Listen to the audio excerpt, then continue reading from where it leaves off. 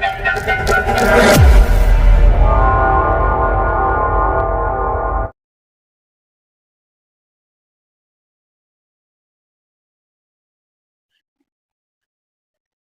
Students, so I welcome you my dear channel Rathore classes Mirzaganj. Class 11 का chapter number 22 चल रहा था, जिसमें से बहुत सारे ग्रंथि के बारे में हम लोगों ने पढ़ लिया। उसके बाद आज बता रहे हैं ये पार्ट 9 वीडियो। कौन सा वीडियो है? चैप्टर नंबर 22 का पार्ट 9 वीडियो, 9वां वीडियो रहने वाला है। तो आज के वीडियो में हम लोग अधिवृक्क ग्रंथि के बारे में बात करने वाले हैं। कौन से ग्रंथि के बारे में? एड्रिनल ग्लैंड, उसी को बोलते हैं।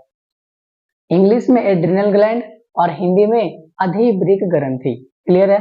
तो आज इसी के बारे में पूरा डिस्कस होने वाला है। ठीक है, तो बताइए, हम इसका स्थान बताए थे, इसका लोकेशन बताए थे कि अधिवृक्क ग्रंथि कहाँ पाया जाता है। हम फोटो में बनाए थे ना कि अधिवृक्क ग्रंथि कहाँ होता है, बताइए तो। अधिवृक्क ग्रंथि का स्थान होता है किडनी के ऊपर। किसके ऊपर होता है? किडनी के ऊपर, यानी कि इसी को वृक्क भी बोलते हैं, तो इसी को बोल सकते हैं वृक्क के ऊपर। ठीक है, देखिए, अधिवृक्क मतलब वृक्क के पास या वृक्क के ऊपर। तो ये जो ग्रंथि होता है, इसका स्थान क्या होता है? वृक्क के ऊपर होता है। अब हमारे शरीर में 2 किडनी होता है। कितना किडनी होता है? 2 किडनी होता है। इस प्रकार से होता है कि नहीं? अब इसी के ऊपर में इस प्रकार से एक ग्रंथि पाया जाता है और इसी ग्रंथि को बोलते हैं एड्रीनल ग्लैंड। इसी ग्रंथि को क्या बोलते हैं? एड्रीनल ग्रंथि बोलते हैं। क्लियर है? तो एक किडनी के ऊपर एक एड्रिनल ग्रंथि है, फिर दूसरे किडनी के ऊपर दूसरा एड्रिनल ग्रंथि है। तो दोनों मिला के कितना एड्रिनल ग्रंथि हो गया? 2। तो अगर पूछेगा कि एड्रिनल ग्रंथि का संख्या कितना होता है, तो 2, या इसको एक जोड़ा भी बोल सकते हैं। ठीक है, जैसे हमारे शरीर में किडनी 2 गो होता है, तो उसी के ऊपर है ये ग्रंथि, तो ये ग्रंथि भी कै गो हो जाएगा? 2 गो हो जाएगा। क्लियर है? अब बात करते हैं कि ये ग्रंथि 2 प्रकार के ऊतक से मिलकर बना होता है। अधिवृक्क ग्रंथि कितने प्रकार के ऊतक से मिलकर बना होता है? 2 प्रकार के। पहला है अधिवृक्क बलकुट और दूसरा है अधिवृक्क मेडुला। इसी को इंग्लिश में बोलते हैं एड्रीनल कॉर्टेक्स और एड्रीनल मेडुला। क्लियर है?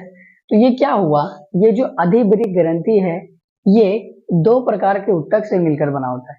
एक ऊतक का नाम है अधिवृक्क बलकुट और दूसरे ऊतक का नाम है अधिवृक्क मेडुला। तो हम सबसे पहले अधिवृक्क बलकुट के बारे में पढ़ेंगे, उसके बाद अधिवृक्क मेडुला के बारे में पढ़ेंगे। तो सबसे पहले हमने यहाँ लिख दिया अधिवृक्क बलकुट, ए नंबर, और इसको बोलते हैं इंग्लिश में एड्रीनल कॉर्टेक्स। क्लियर है? अब इसी के बारे में बात होगा। जब ये खत्म हो जाएगा उसके बाद क्या बताएंगे? अधिवृक्क मेडुला बताएंगे। क्लियर है? अब ये जो अधिवृक्क बलकुट है, इसके 3 परत है। अधिवृक्क बलकुट के कितने परत हैं? 3 परत है। देखिए कौन कौन है। एक है जोना ग्लोमेरुलरिस, एक है जोना फेसिक्युलाटा और एक है जेना रेटिकुलरिस। तो ये किसका 3 परत है? अधिवृक्क बलकुट का 3 परत है। कौन कौन है? जोना ग्लोमेरुलासा, जोना फेसिक्युलाटा और जोना रेटिकुलरिस। ये 3 परत है किसका? अधिवृक्क बलकुट का। अब ये तीनों परत से क्या होगा? हार्मोन स्रावित होगा। ये तीनों परत से क्या होगा? हार्मोन स्रावित होगा, या ऐसे बोल सकते हैं कि एड्रिनल बलकुट से स्रावित होने वाले हार्मोन। तो देखिए कौन कौन सा हार्मोन है। एक हार्मोन होता है कॉर्टिकोकॉइड, एक हार्मोन का नाम है कॉर्टिकोकॉइड, तथा दूसरे हार्मोन का नाम है कॉर्टिकोस्टेरॉइड। क्या क्या? अधिवृक्क बलकुट के 3 परत होते हैं और उस तीनों परत से जो हार्मोन स्रावित होते हैं उसको बोलते हैं कॉर्टिकोकॉइड या कॉर्टिकोस्टेरॉइड। क्लियर है? अब देखिए, जो कॉर्टिकोकॉइड कार्बोहाइड्रेट के उपचयन में भाग ले, जो कॉर्टिकॉइड कार्बोहाइड्रेट के उपचयन में भाग ले, उसे ग्लूकोकॉर्टिकॉइड कहते हैं। जो कॉर्टिकॉइड उपचयन के मतलब कार्बोहाइड्रेट के उपचयन में भाग ले, उसे ग्लूकोकॉर्टिकॉइड कहते हैं। और हमारे शरीर में मुख्य रूप से ग्लूकोकॉर्टिकॉइड के रूप में कौन होता है? कॉर्टिसोल होता है। कौन सा हार्मोन होता है? Cortisol hormone. दूसरा नंबर देखिए, जो कॉर्टिकोस्टेरॉइड जल तथा विद्युत को संतुलित करे, जो कॉर्टिकोस्टेरॉइड जल तथा विद्युत को संतुलित करे, उसे मिनरलोकॉर्टिकोस्टेरॉइड कहते हैं। उसे क्या कहते हैं? मिनरलोकॉर्टिकोस्टेरॉइड कहते हैं। और मानव शरीर में मुख्य रूप से मिनरलोकॉर्टिकोस्टेरॉइड कौन होता है? एल्डोस्टेरॉन हार्मोन होता है। कौन सा हार्मोन होता है? एल्डोस्टेरॉन। तो क्या हुआ, अधिवृक्क बलकुट यानी कि ये जो अधिवृक्क ग्रंथि है, अधिवृक्क ग्रंथि कितने कोशिका से मिलकर बने होते हैं? 2 कोशिका से मिलकर बने होते हैं, अधिवृक्क बलकुट और अधिवृक्क मेडुला। फिर हम अधिवृक्क बलकुट के बारे में बात किए, इसके 3 परत होते हैं, जोना, जोना क्या होता है, जोना ग्लोमेरुलरिस, जोना फेसिकुलाटा और जोना रेटिकुलरिस। और इस तीनों से परत होने वाले जो भी हार्मोन स्रावित होता है उसको बोलते हैं ग्लूकोकॉर्टिकॉइड और ग्लूकोस्टेरॉइड। जो ग्लूकोकॉर्टिकॉइड या स्टेरॉइड हमारे कार्बोहाइड्रेट के उपचयन में भाग लेता है उसको ग्लूकोकॉर्टिकॉइड कहते हैं, और जो ग्लूकोस्टेरॉइड हमारे जल तथा विद्युत को संतुलित करे उसे मिनरलोकॉर्टिकोस्टेरॉइड कहते हैं। और मानव शरीर में ग्लूकोकॉर्टिकॉइड के रूप में कॉर्टिसोल होता है, और मानव शरीर में ग्लूको मतलब कि मिनरलोकॉर्टिकॉइड के रूप में क्या होता है, ये एल्डोस्टेरॉन होता है। तो अब 2 हार्मोन के बारे में पढ़ना है, एक कॉर्टिसोल और एक एल्डोस्टेरॉन। यानी कि ग्लूकोकॉर्टिकॉइड कौन है, कॉर्टिसोल है, और मिनरलोकॉर्टिकॉइड कौन है, एल्डोस्टेरॉन है। तो अब क्या करेंगे, इस दोनों हार्मोन का काम जानेंगे कि हमारे शरीर में इस दोनों हार्मोन का क्या रोल है। तो फटाक से इसको उतार लीजिए, उसके बाद इसका काम देखेंगे। 2 हार्मोन स्रावित हुआ, और कौन सा हार्मोन स्रावित हुआ, ग्लूकोकॉर्टिकॉइड और मिनरलोकॉर्टिकॉइड। तो मानव शरीर में ग्लूकोकॉर्टिकॉइड के रूप में कौन है, कॉर्टिसोल है, और मानव शरीर में मिनरलोकॉर्टिकॉइड के रूप में कौन है, एल्डोस्टेरॉन है। तो हम इन दोनों का काम जानेंगे, एक कॉर्टिसोल का काम और दूसरा एल्डोस्टेरॉन का काम। तो सबसे पहले कॉर्टिसोल का काम देखिए, ये हमारे शरीर में ग्लाइकोजन का निर्माण, इसका मतलब ग्लूकोज बनाएगा, किससे, प्रोटीन को तोड़ करके ग्लूकोज बनाएगा, ग्लाइकोजन का निर्माण करेगा। इसी प्रक्रिया को ग्लाइकोनियोजेनेसिस कहते हैं। और ये लिपोलाइसिस करेगा या प्रोटीन का अपघटन, लिपोलाइसिस मतलब लिपिड को तोड़ेगा, या प्रोटीन का अपघटन मतलब प्रोटीन को तोड़ेगा। ठीक है, ये सब कौन काम करता है, कॉर्टिसोल। और क्या काम है, अमीनो अम्ल के कोशिकीय ग्रहण के उपयोग को रोकता है, अमीनो अम्ल के कोशिकीय ग्रहण और उसके उपयोग को क्या करता है, रोकता है। हृदय संवहनी तंत्र का देखभाल कौन करता है, यही कॉर्टिसोल हार्मोन करता है। वृक्क के कार्य में भी शामिल कौन होता है, कॉर्टिसोल हार्मोन। प्रतिशोध प्रक्रिया को प्रेरित कौन करता है, कॉर्टिसोल हार्मोन। प्रतिरक्षा तंत्र की प्रक्रिया को रोकने का कार्य भी कौन करता है, कॉर्टिसोल हार्मोन। और ये आरबीसी के उत्पादन को भी प्रेरित करता है कौन, कॉर्टिसोल हार्मोन। तो ये सारा जो हार्मोन हो गया, मतलब ये जो हार्मोन है कॉर्टिसोल, इसका बहुत सारा काम है, जैसे ग्लाइकोजन का निर्माण करना, ग्लूकोजियोनेसिस करवाना, लिपोलाइसिस करवाना, प्रोटीन का अपघटन करवाना, अमीनो अम्ल के कोशिकीय ग्रहण एवं उसके उपयोग को रोकना, हृदय संवहनी तंत्र में भाग लेना या उसका देखभाल करना, किडनी के काम में भाग लेना, प्रतिशोध प्रक्रिया को प्रेरित करना या प्रतिरक्षा तंत्र की प्रक्रिया को रोकना, या आरबीसी के उत्पादन को प्रेरित करना। तो ये सब किसका काम है हमारे शरीर में, कॉर्टिसोल हार्मोन का कार्य। किसका कार्य, कॉर्टिसोल हार्मोन का कार्य। अब ये खत्म हो गया। अब दूसरा देखिए, एल्डोस्टेरॉन का कार्य। किसका कार्य, एल्डोस्टेरॉन का कार्य, यानी कि जो भी हमारे शरीर में मिनरलोकॉर्टिकॉइड है कौन है, एल्डोस्टेरॉन है। अब इसका काम देखेंगे।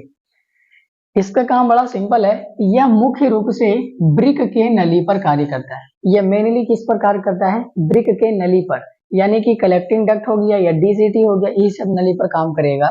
और मेन रूप से क्या करता है, सोडियम आयन और जल को पुनरावशोषण में मदद करता है। किडनी के नली पर कार्य करके सोडियम आयन तथा जल के पुनरावशोषण में मदद करता है, या इसको बोल सकते हैं K+ तथा फॉस्फेट आयन के उत्सर्जन में मदद करता है। 2 चीज हो गया, सोडियम आयन और जल के पुनरावशोषण, और K+ तथा फॉस्फेट आयन के उत्सर्जन में मदद करता है। और ये क्या करता है, ये वैद्युत अपघट्य, शरीर द्रव के आयतन, प्रसरणी दाब तथा रक्त दाब को बनाए रखता है। और ये क्या काम करता है, वैद्युत अपघट्य हो गया, शरीर के द्रव्यमान का आयतन हो गया, प्रसरणी दाब हो गया या रक्त दाब हो गया, इन सभी को क्या करके रखता है, ये मेंटेन करके रखता है, यानी कि बनाए रखता है। तो ये किसका काम हो गया, एल्डोस्टेरॉन का काम। तो इस प्रकार से एड्रिनल बलकुट की 3 परत है, उससे निकलने वाला 2 हार्मोन है। तो मानव में मुख्य रूप से कॉर्टिसोल हार्मोन है और मानव में मुख्य रूप से एल्डोस्टेरॉन हार्मोन है। इन दोनों का क्या कर लिए, काम भी जान लिए। तो इसका मतलब क्या हो गया, ये अधिवृक्क बलकुट खत्म हो गया। अब अधिवृक्क बलकुट खत्म हो गया तो कौन पढ़ेंगे, अधिवृक्क मेडुला। क्यों? क्योंकि एड्रिनल ग्रंथि दो प्रकार के ऊतक से बना होता है, अधिवृक्क बलकुट और अधिवृक्क मेडुला। तो अधिवृक्क बलकुट खत्म हो चुका है, अब क्या जानेंगे अधिवृक्क मेडुला के बारे में। तो इतना भी उतार लीजिए।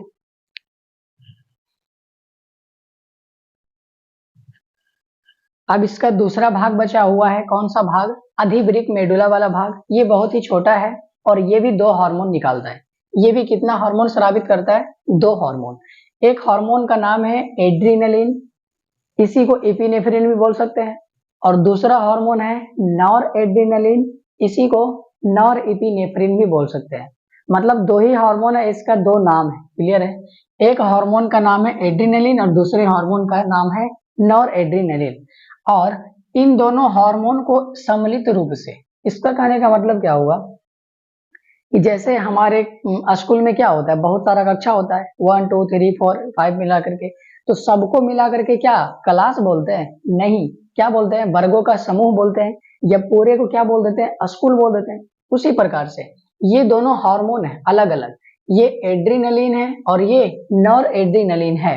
इन दोनों हार्मोन को सम्मिलित रूप से कॉर्टिकॉलमिनस कहते हैं। इन दोनों हार्मोन को सम्मिलित रूप से क्या कहते हैं? कॉर्टिकॉलमिनस, कैटिकॉलमिनस। ठीक है। और ये दोनों हार्मोन कब स्रावित होगा? जब कोई दबाव आ जाए, जब किसी प्रकार का क्या आ जाए? दबाव आ जाए, या कोई आपातकालीन स्थिति हो। आपातकालीन स्थिति या दबाव कहने का मतलब क्या हो? जब मान लीजिए आपके पीछे कुत्ता पड़ जाए, तो ये आपातकालीन अवस्था हुआ कि नहीं? अब पूरा भागने लगेंगे, दौड़ने लगेंगे, पूरा तेजी से दौड़ेंगे कि नहीं? उस टाइम क्या होगा? हमारे शरीर में ये दोनों हार्मोन रिलीज होगा। उस टाइम हमारे शरीर में क्या होगा? ये दोनों हार्मोन स्रावित होगा। तो अब ये भी जान लेते हैं कि जब ये दोनों हार्मोन कब स्रावित होता है? आपातकालीन स्थिति में। इसलिए इन दोनों हार्मोन को आपातकालीन हार्मोन भी कह सकते हैं। इन दोनों हार्मोन को क्या कह सकते हैं? इमरजेंसी हार्मोन, यानी कि आपातकालीन हार्मोन। तो अब ये भी जान लेते हैं कि हमारे शरीर में इस दोनों हार्मोन का काम क्या है, क्यों स्रावित होता है, क्यों दबापूर्ण स्थिति में या इमरजेंसी कंडीशन में स्रावित होता है। देखिए, ये हमारे शरीर में क्या करता है? श्वसन दर को बढ़ा देता है, हृदय हृदय की धड़कन को बढ़ा देता है, हृदय स्पंदन दर को बढ़ा देता है, हृदय संकुचन क्षमता को बढ़ा देता है, पसीना को बढ़ाता है, आंखों की पुतली को फैलाता है, रोंगटे खड़े कर देता है, ग्लाइकोजन को प्रेरित करता है, और लिपोलाइसिस तथा प्रोटीन का विखंडन भी करवाता है। तो ये सारा का सारा काम किसका है? यही दोनों हार्मोन का है। तो सिंपल सी बात है कि एड्रिनल ग्रंथि दो प्रकार के मतलब ऊतक से बना होता है, एड्रिनल बलकुट और एड्रिनल मेडुला। जो एड्रिनल बलकुट है वो तीन परत से मिलकर बना होता है, जोना ग्लोमेरुलोसा, जोना फेसिकुलाटा और जोना रेटिकुलरिस। इन दोनों से, इन तीनों परत से दो हार्मोन निकलता है, ग्लूकोकॉर्टिकॉइड और ग्लूकोस्टेरॉइड। और जो ग्लूकोकॉर्टिकॉइड कार्बोहाइड्रेट के उपचयन में भाग ले उसे ग्लूकोकॉर्टिकॉइड कहते हैं। और जो जो क्या करे, जो जल तथा विद्युत रसायन में मदद करे, जल तथा विद्युत रसायन में मदद करे, उसको क्या बोलते हैं? मिनरलोकॉर्टिकॉइड बोलते हैं। और मानव शरीर में ग्लूकोकॉर्टिकॉइड के रूप में कॉर्टिसोल होता है और एल्डोस्टेरोन होता है। फिर हमने कॉर्टिसोल का काम देखा और एल्डोस्टेरोन का काम देखा। अब ये खत्म हो गया, तो दूसरा भाग कौन है? अधिवृक्क मेडुला। इससे भी कितना हार्मोन निकलता है? दो हार्मोन। अधिवृक्क मेडुला से दो हार्मोन निकलता है, कौन कौन? एक निकलता है एड्रिनलिन और दूसरा निकलता है नॉर एड्रिनलिन। और इन दोनों हार्मोन को सम्मिलित रूप से मतलब मिला करके इसको बोलते हैं कैटिकॉलमिनस बोलते हैं। और इन दोनों हार्मोन को इमरजेंसी हार्मोन भी बोलते हैं। क्यों? क्योंकि ये कब स्रावित होता है? किसी इमरजेंसी कंडीशन में स्रावित होता है। और जब ये स्रावित होता है तो हमारे शरीर के अंदर बहुत सारे प्रतिक्रिया को प्रेरित करता है। जैसे ये श्वसन दर को बढ़ा देगा, हृदय की धड़कन को बढ़ा देगा। कब जब भागते हैं आप ज्यादा तेज तो हृदय का धड़कन बढ़ जाता है कि नहीं? तो इसी हार्मोन की वजह से बढ़ पाता है। हृदय की संकुचन क्षमता बढ़ जाता है, पसीना निकलने लगता है। पसीना बाहर आता है कि नहीं? बिल्कुल आता है।